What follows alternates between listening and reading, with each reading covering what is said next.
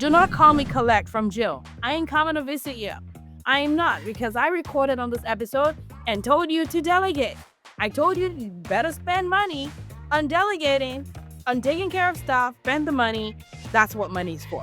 Welcome to the Money Fit MD show. I'm Dr. Latifat, the founder of Money Fit MD. We want to change the narrative where women physicians use. My job is to let you know that's going to be. I have to surround myself with people that are doing crazy things.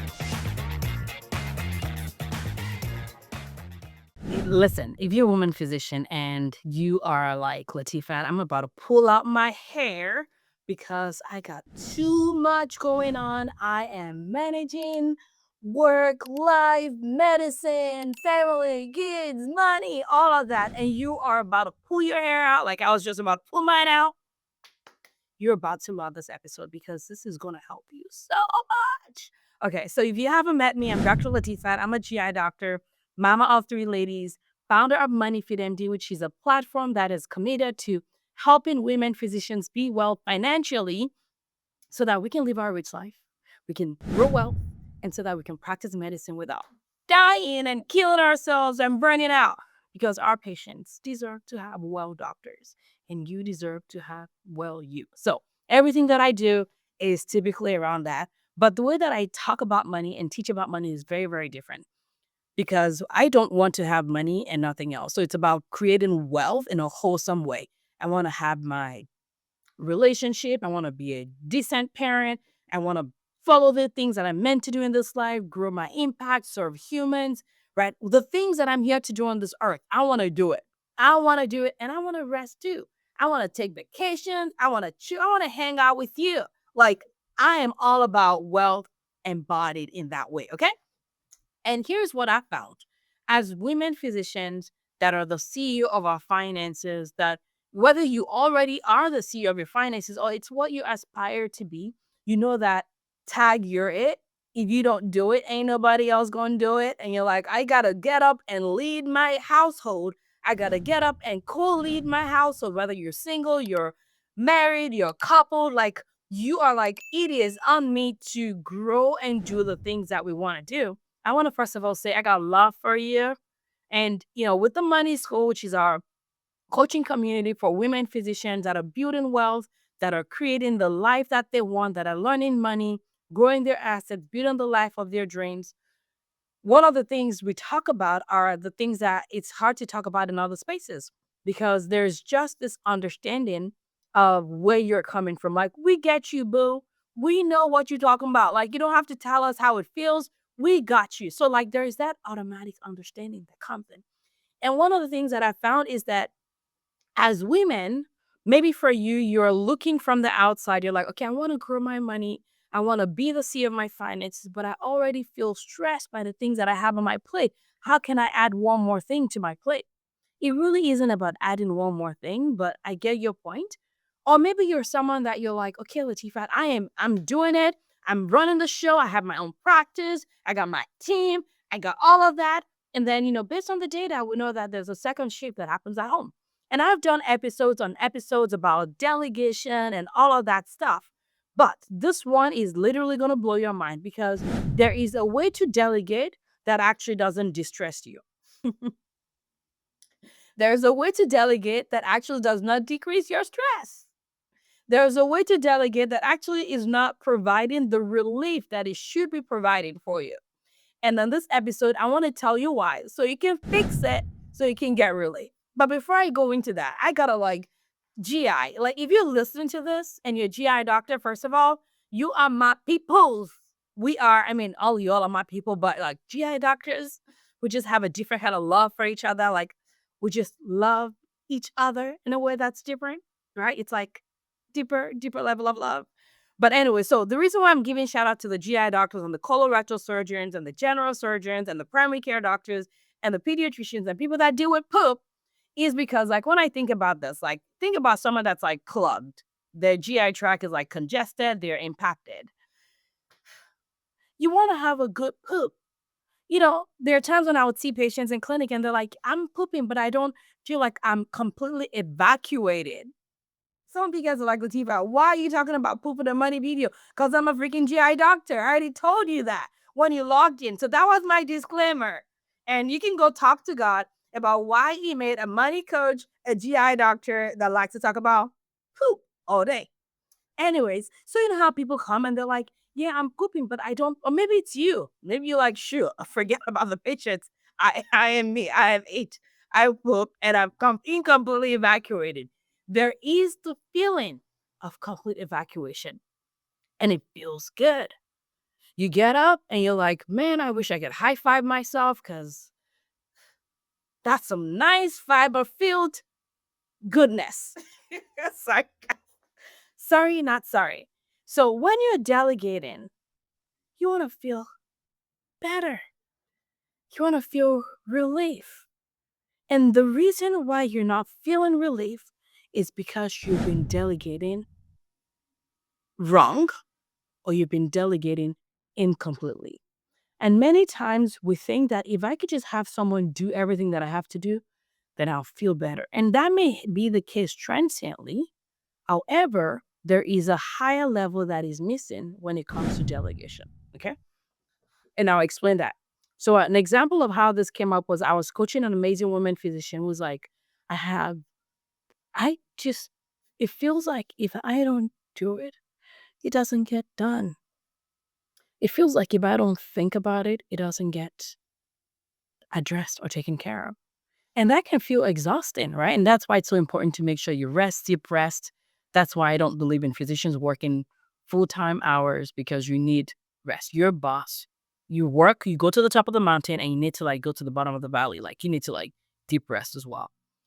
But in this case, what I found out with those physician is she's like, well, we also have a lot of expenses right now. So delegating outside of the home is not what I have the capacity to do right this moment. And sometimes I tell people that make sure that you're making the right decisions in the right seasons.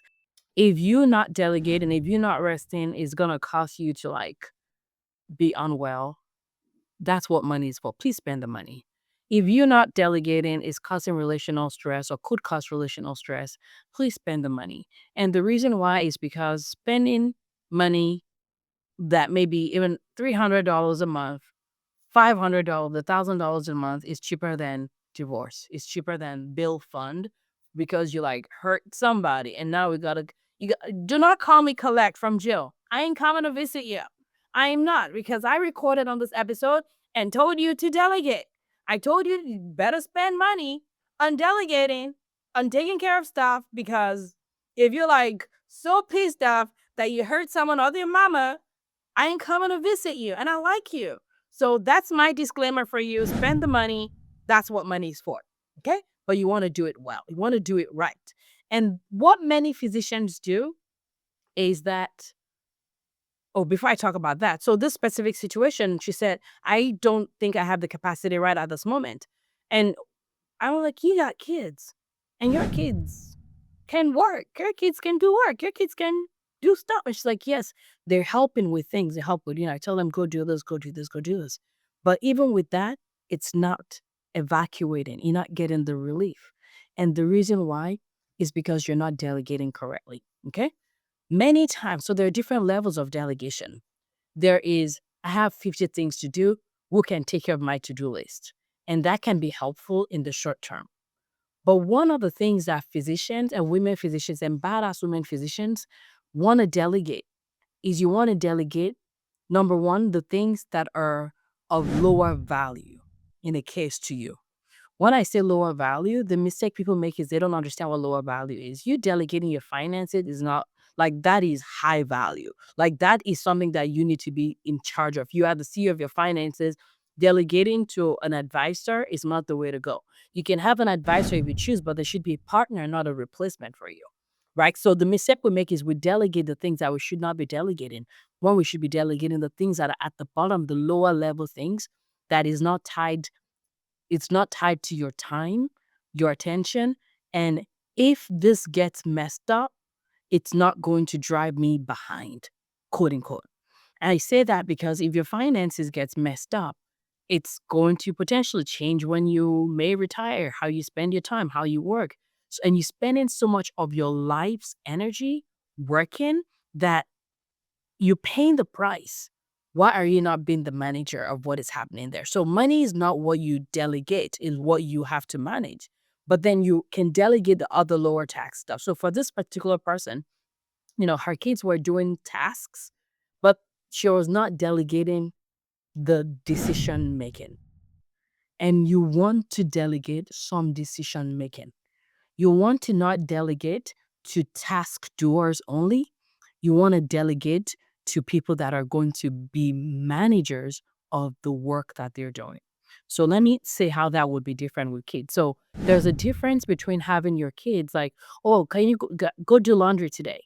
Versus your kids understanding that Tuesday is like laundry Tuesday and they're responsible for it's part of their schedule for the week. Like you go to school, you come back 5 o'clock to 6 o'clock, you're doing your laundry. You're doing your laundry, and you can actually add your own laundry as a parent. There's no reason why they cannot help you. I'm starting to get my kids to do my laundry because so I can take care of other things, and they understand that so I can use my mind and my time for other things. So it's not just like your task time; it's also your mind. So you want to delegate the things that are taking attention from your mind. So when you have that scheduled, when your kids understand the consequences of not doing it, then it's a matter of like, guys, this is what we do every Tuesday. This is what they do every Tuesday. This is what they do every Thursday, right? It is what are we having tonight for dinner versus having your spouse or your kids be the ones that are creating the food schedule, right? Those are the things that actually add mind stress to you is the decision making. So another thing that we've delegated to our kids is they make the food schedule. We still look over it, but they make the schedule, they put it on the fridge like every Saturday or Sunday, they make the list and we then make sure that whatever is on there. Now you can Instacart what's on there, or actually now have them add that to Instacart. Or you can actually use ChatGPT to like, okay, this is a food schedule. What ingredients do we need for this? And now your kids can literally do that, look through the list and say, what do we have in the fridge? What do we not have? And now they can make a list of what can be Instacarted or what you or your significant other can now go to the store and buy. So delegating more than tasks. If you are someone that it's the same as if you have your own company or you have a business and you have team members. If all you do is delegate tasks only, you're not going to get the relief that you need. You want to be able to delegate some of the decisions.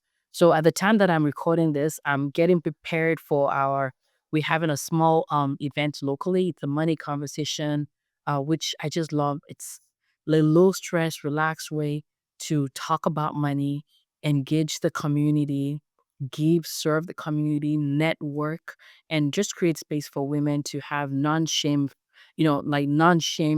based conversations around money. And so, my team member, Brittany, she's the boss that's in charge of that. So the only thing that I'm literally doing is I made the decision about the when we're doing it, about the time we're doing it. I picked the place because this is a place that I actually have gone to attend an event and I really enjoyed it. So I was like, hey, but before that, she was vetting, looking for events. The food menu. She's like, I'm like, just come up with 3 places and let me. Then I can pick a place. I could also let her pick a place. So I picked a place based on the options that she gave me. And then when it came to like the menu, I'm like, tell me what you want to do. And I look at it. And that way I'm delegating that decision making. So she knows. And I'm so grateful. I'm like, God, if you want me to run this company, you need to like find me the who's that are going to be partners with me. And my team members are my partners in doing the work of the service. So whether they're planning an event or I'm the one talking, we're both serving together, right? So that is delegation of that part to them. And sometimes it takes training, it takes teaching. You have to be patient. Don't expect people to know how to do it at once overnight, right? But you need to start delegating more than tasks. You need to start delegating something slightly above. So, for example, if you're someone that you have a housekeeper or someone that cleans your home, you can have on a regular schedule, or you can actually have your kids be responsible for making sure that did you text them? Like, this is part of teaching kids responsibility. Maybe your person comes every Tuesday. So maybe on Sunday, your kid's job is to text them and say, hey, confirming, hi, Miss blah, blah, Mr. blah, blah, blah. Or, confirming that you're coming on Tuesday. Like that can be your kids. If they don't confirm, they're going to be the one cleaning all the bathrooms. Consequences, right? So delegate more than task. Delegate the decisions that are of lower quality that does not require CEO. decision making capacity. And you can do that with your children, do that with your spouse, do that. You also have things that you're responsible for, right? Do that for paid help. You can have an assistant, but literally, I was just telling my team, one of my team members yesterday that one of my own personal email, I'm like, I have too many emails in there. And there was an important email that I missed that has consequences. And so I was like, there is this thing called inbox zero, in basket zero, whatever. I want you to go learn about it and come see how we can create that. I want to be able to look at my inbox and delete everything and have nothing so I can know there's nothing. And so I'm delegated. I'm not just like go delete my emails, which is what I normally would do. But now it's like I want you to do the decision, like the step above just the task. That's how you actually delegate so that you get relief. And if you're like, but I don't have reliable people, it's not going to be how you want to do it. It's not going to be perfect, but sometimes done is better than perfect. And this may be a place where you're shooting for like B minus work as opposed to perfectionism. So they can have the time to do the things that only you can do. Right. And so you can start to do that with like vacation. You can start to do that with, and you can just add your parameter and let someone else make certain decisions, right? Let someone else make certain decisions. I hope this has been helpful for you. I love you so much. I'm rooting for you. And if I can be of service, please reach out. And I would love to hear your thoughts about what you are doing to prevent yourself from to recover from overwhelm, not prevent overwhelm, but recover from overwhelm. But also, if you have not left us a review yet, please, please, please, we're getting close to our 300 episode. And we would love it if you could leave us a review and also if you can share this with others. And as always, if you want a community of women physicians where you can come out the day like, I'm a beginner, I'm mid tier, I'm a senior level, whatever level you're in, we welcome you. Go to moneyfitmd.com/money school. You can find out more information about us, complete an application. We'll look through it to make sure this is the right community for you. And if it is, we'll invite you to chat with us and we'll take it from there. All right. Thank you so much. I love you. God bless you. And I'll see you in the next episode. Goodbye.